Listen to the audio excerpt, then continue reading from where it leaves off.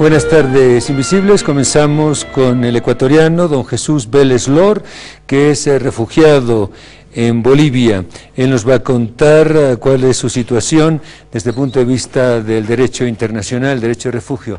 Tome asiento, muchas gracias por llegar, don Jesús. Buenas tardes. Muchas gracias, Pablo. No, llévaselo, tome el asiento ahí. Okay. A ver, cuéntanos, acá. Okay. Cuéntanos cuál es su situación. Usted ha sido torturado. ¿Por qué gobierno? ¿Cuál es la situación? Cuéntanos, le escuchamos. Buenas noches, padre. Permítame saludarle, estrechar la mano. Mucho gusto. Y darme la oportunidad por dar esta cobertura a este su maravilloso programa. Yo soy ciudadano de Ecuador y el año 2002, 2003, agobiado por la situación económica que estaba pasando en mi país, Ecuador, a raíz de que se habían congelado cuentas de los bancos, me vi en la obligación de salir de mi país con rumbo a los Estados Unidos, con la finalidad de buscar mejores días para mi familia. Al cruzar por territorio panameño, soy detenido, torturado y condenado a 2 años de prisión. ¿Por qué? Por el simple hecho de ser un migrante. Primeramente me acusaron que era guerrillero, después de tener un visado falso, después cuando me detuvieron el visado se venció y me acusaron de indocumentado y me condenan. ¿Eso en Panamá? En Panamá. Me condenan a los 2 años de cárcel. ¿Quién era el presidente de Panamá entonces? Mireya Moscoso. Mireya, una mujer. Una mujer, Mireya Moscoso. Soy detenido, torturado y condenado a 2 años de prisión con un decreto ley de 1960 que no contemplaba el derecho a la defensa, el derecho a tener un abogado, aislado de todos sus derechos, desgarrado de todos los derechos. Una vez ya detenido, ya no pude hacer nada porque también la comunicación no se me fue permitida, no tuve derecho a asistencia médica, asistencia legal y permanecí en 2 cárceles, el centro penitenciario la isla de La Palma, ahí revuelto con un conjunto de detenidos que estaban por diferentes delitos, y en una isla. De allí me sometí a una huelga de hambre en conjunto con otros presos por motivo de que no consideramos justo que el gobierno panameño tuviera un montón de presos y refugiados dentro de ese territorio sin haber ningún motivo. Y me sometí a una huelga de hambre en conjunto con los demás presos. Ya adentro la policía ha actuado y fui torturado, a mí me rompieron mi cráneo, tengo una rotura en mi cabeza, de lo cual derivó traumas cerebrales, que hasta ahora tengo las secuelas, y ha sido analizado por médicos profesionales en la materia como el DTI. De allí, después en diciembre, deportaron a la gran cantidad, a mí me dejan solito en la isla. Ya dentro de la prisión de la isla, 2 días después me sacan y me llevan al centro penitenciario La Joyita. Ya es un centro penitenciario donde están las personas totalmente condenadas. Llego y me encarcelan a un pabellón grande con 320 presos, un pabellón de 60 metros de largo por 9 de ancho.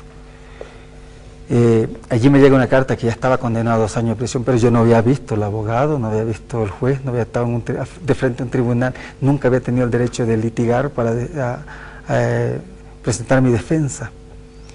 Y ahí pasé un tiempo y tampoco no estuve de acuerdo, y por no estar de acuerdo me sometí nuevamente a una huelga de hambre en el mes de junio del año 2003, ya en el año 2003, la detención fue en el año 2002 y eso ya fue en el 2003.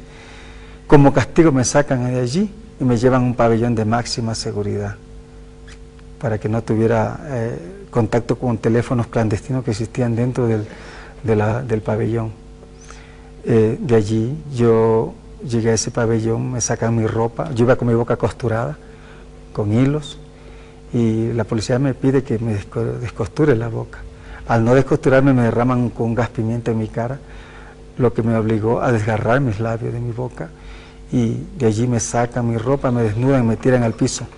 Me llevan por una sala húmeda, fría, manchada de sangre, pestilente a sangre, donde estaban un grupo de personas que la estaban torturando también. Ahí dentro, me involucran dentro de ese grupo y la policía empieza a torturar en una forma cruel. Caminaban por las plantas de los pies, por donde estaban las plantas de los pies, agarroteando y regresaban caminando por las espaldas de los presos, tirados que estábamos boca abajo. Después nos hacían voltear boca arriba y caminaban por la barriga. Nos pedían que templemos la barriga para que no sufriéramos del dolor. Los presos nos defecábamos, orinábamos, etc. Pedíamos la muerte a grito. De allí, como último castigo, me llevaron a una pequeña celda que la conocen como la discoteca. La conocen como la discoteca porque lo ingresan ahí pequeñita y le tiran por último le hacen explotar un gas lacrimógeno y lo dejan ahí saltando, bailando del dolor. Por eso lo conocen como la discoteca. De ahí, ya casi moribundo, me llevaron a una pequeña celda, estuve ahí metido. Un día llegaron unos padres ahí, unos religiosos, a ver qué personas podían confesarse, porque realmente ya uno está al frente de la muerte, cara a cara con la muerte, no sabe cuál será el momento que podía uno morirse. De ahí mandé una carta al padre, lo único que pude decirle al padre: yo estoy en una condición ilegalmente detenido, no hay ningún proceso. El padre tomó una carta, y poco tiempo después fue liberado. No sé por qué fue liberado, no conozco los motivos, quizás el padre ha hecho una gestión. De allí me sacaron, me llevaron a la prevención, ahí me estaba esperando la misión diplomática ecuatoriana, y ahí me encierran en un cuartito tan pequeñito, donde había un foquito pequeño para que yo pudiera recuperar la visión, porque había perdido la visión de tanto tiempo en la oscuridad también. De ahí desnudo, con un short y una capucha tirada encima, me llevan a una cárcel de inmigración, y en la noche me ponen un avión de Avianca, solamente así descalzo, con un short y todo desnudo, semidesnudo. Simplemente me acompañé a un short, me portaron a Quito, Ecuador, a Guayaquil, Ecuador, perdón. Ya en Guayaquil voy en busca de mi familia. Ya mi esposa había formado otro compromiso con otra persona, mis padres estaban fallecidos. Me encontré con una segunda tragedia que ya no ¿Cuántos años después llegó al Ecuador, regresó? Yo llegué al Ecuador casi un poquito más del año. Un año. Sí. Y ya voy en busca de otra familia, ya todo, era un holocausto familiar, ya no había sentido de vivir. Me enfermé, la reacción de haber salido, el movimiento de mi cuerpo me produjo unos tumores en las plantas de mis pies que tuve que usar muleta por 6 meses, y fui en busca de justicia en mi país. Y como resultado conseguí fue nuevamente maltrato. El gobierno panameño, a mi criterio, me parece que había pedido al gobierno ecuatoriano que me investigaran porque tenían supuesta idea de que yo era un guerrillero. Me encarcelaron en el Ecuador nuevamente, pero sin embargo yo no he sido ni un guerrillero, no he tenido ningún conflicto con una persona, una organización, etc. Allí visité diferentes organizaciones de derechos humanos en Ecuador.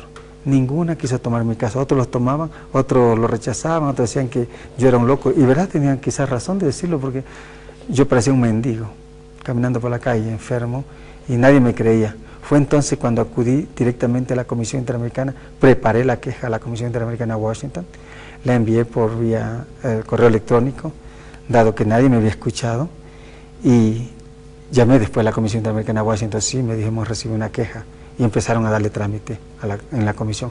Desde ahí se inicia una investigación de las torturas que viví.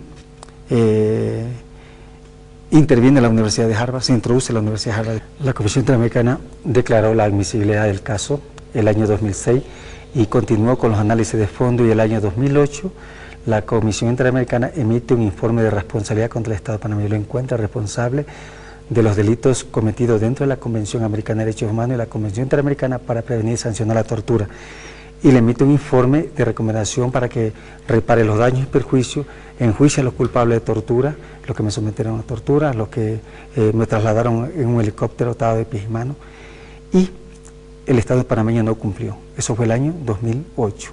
El año 2009 la Comisión Interamericana somete el caso a la Corte Interamericana, ya deja de estar en Washington e ingresa a Costa Rica, al Alto Tribunal Interamericano. De allí el año pasado fuimos llamados a audiencia de la Corte Interamericana, y el 23 de noviembre del año pasado, el año 2010, la Corte condena al Estado de Panamá, encuentra responsabilidad de tortura, encuentra responsabilidad de que el sistema carcelario panameño tenía que hacer un cambio profundo, dado que se estaban violentando todos los derechos humanos dentro del sistema carcelario panameño. Y le dio un plazo de 1 año al Estado de Panamá para que cumpla la sentencia. Y justamente este 10 de diciembre, se cumple el plazo que le dio. ¿Esta semana? Sí, el sábado que acaba de pasar. Justo cuando se celebra un día más de los derechos humanos internacionales, el Estado panameño le da una patada a los derechos humanos en no cumplir la sentencia. ¿Por qué llegó usted, Jesús, a Bolivia? Bueno, cuando yo demandé al Estado panameño, en el Estado ecuatoriano se inició una persecución en mi contra porque el gobierno ecuatoriano presumía de que yo estaba dañando las relaciones Ecuador y Panamá. Y me detuvieron, y se inició una continua amenaza de muerte, por lo que yo tuve que abandonar Bolivia el año 2006. ¿Ecuador? Sí, Ecuador, el año 2006. Entro a Bolivia, y aquí en Bolivia yo entro como refugiado, apliqué de refugiado. ¿Qué año? ¿El 7? El 2007 ya apliqué para refugiado. Pero el 2008 el Estado boliviano me negó la solicitud de refugio, y me vi obligado a salir al Brasil.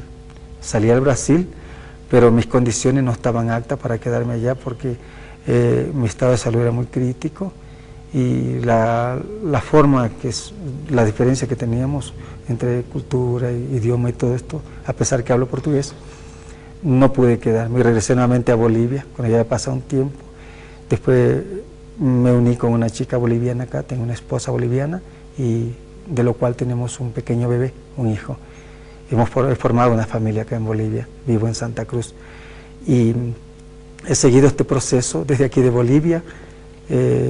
Estoy esperando regularizar mi documentación para poder ya formar parte de la sociedad boliviana. Pero por matrimonio usted tiene derecho a la nacionalidad boliviana. Sí, pero aún no tengo el matrimonio, estamos en el trámite todavía. Yeah. Y los recursos. Ahora, yo he venido aquí a La Paz a exigir que el Estado panameño cumpla con la sentencia de la Corte. Pero lo importante, Jesús va a disculpar que el invisible se inmiscuya en sus asuntos, pero lo importante, entiende el invisible, que sería bueno que usted legalice su situación en Bolivia y después reclamará al Estado panameño, porque cuando usted tenga aquí una posición legal sólida, pues entonces ya podrá reclamar como ciudadano boliviano, ¿entiende? Sí, tengo los documentos están en regla, pero falta, digamos, obtener la legalización de nacionalidad. Eso es lo que me apetece. Yo estoy legal acá en Bolivia.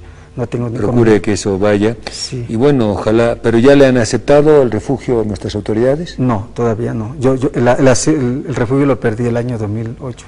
¿Y ahora en situación de que está? ¿Está como turista? ¿Está como residente? ¿Cómo está? Estoy como turista, entrando y saliendo. Bueno, pues eso no es adecuado, porque tiene que salir cada 90 días. Sí, cada 90 días. Y actualmente la Embajada de Ecuador está haciendo un trámite ya para iniciar ya la legalización. El gobierno de Panamá ¿El Ecuador está coadyuvando al gobierno boliviano o está reclamándole? No, las autoridades ecuatorianas no intervienen en nada en este tema, más bien ellos consideran que yo soy como un opositor del gobierno ecuatoriano. Si ellos no piensan que yo soy, digamos... Muy bien, Jesús, el invisible hace un llamado a nuestras autoridades porque que Bolivia pueda ser un centro de acogida y de refugio de ciudadanas y ciudadanos, no solo de nuestra América, sino del mundo, y que vean a Bolivia en este gobierno del cambio como un centro de asilo y de refugio. Nos parece que sería una de las medallas de derechos humanos que el país y el gobierno podrían ostentar, más allá de las relaciones con el Ecuador o Panamá, porque los políticos parece que lo único que quieren o muestran es querer corromperse mutuamente. Nosotros tenemos una tradición de defensa de los derechos humanos y el invisible hace ese llamado en favor de Jesús Vélez Lor, sin entrar en detalles. Y sin entrar en que además hay un fallo de la Corte Interamericana de Derechos Humanos que tiene la sede en San José de Costa Rica, país vecino de Panamá por si acaso, por la parte meridional de Costa Rica, y que se normalice y se legalice la situación de don Jesús.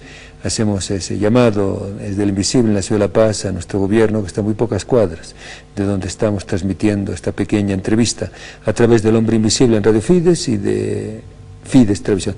Don Jesús, su despedida y muchas gracias por habernos tomado en cuenta y habernos visitado. Agradezco a ustedes por la cobertura y haber transmitido el mensaje que ha salido de la Corte Interamericana. Hay muchas cosas más que emitir, porque este fallo no solamente favorece a mí, sino que ha favorecido al continente americano, porque todo migrante que ahora se ha detenido no será con fines punitivos, sino con fines simplemente de entregarlo nuevamente a su país, si es que esa es la razón.